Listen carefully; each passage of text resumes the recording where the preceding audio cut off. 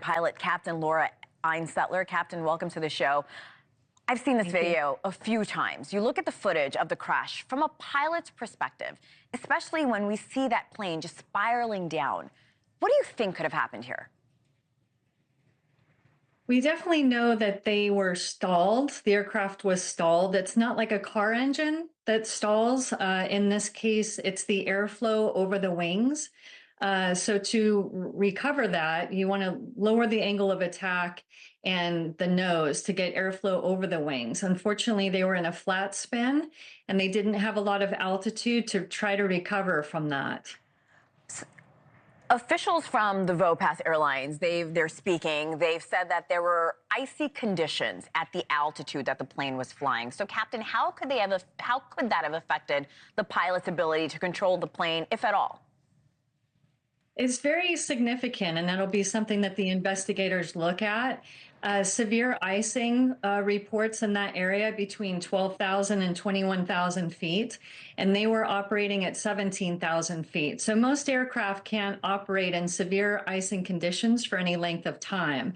So it affects the camber of the wing, and it also adds significant weight to the aircraft. I really appreciate that insight. I did not know that. Thank you.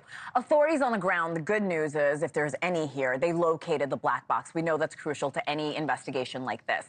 It's interesting because the pilots did not send any distress signals. You have 20 years of experience as a commercial pilot.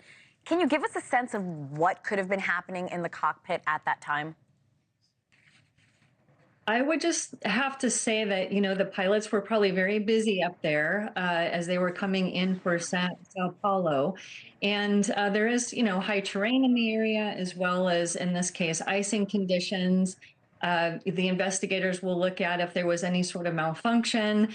The ATR-72 does have a history with de-icing equipment and having it not capable enough to handle certain icing conditions. The FAA had grounded those airplanes in the past and have a revamping of the de-icing system on it.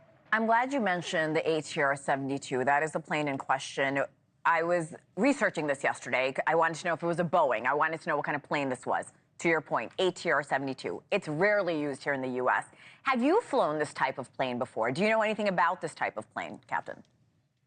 I've flown a large turboprop, not this particular type, but it's a very capable, very popular turboprop, high-wing turboprop amongst regional carriers. We do have some carriers here in the United States that have been using them for a while without any issues or incidences. Like we mentioned, the black box has been found. That's good news. The investigation is just beginning. This happened less than 24 hours ago. What will officials be looking for? Well, again, they're going to look at some of the icing factors and see how much of a factor that played a role in this.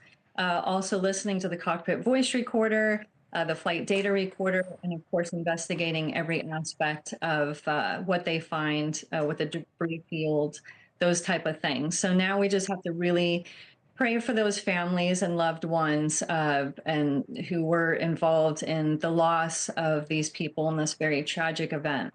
Yes, a tragedy for sure. Captain Laura Einsettler, we really appreciate the context here. Thank you so much.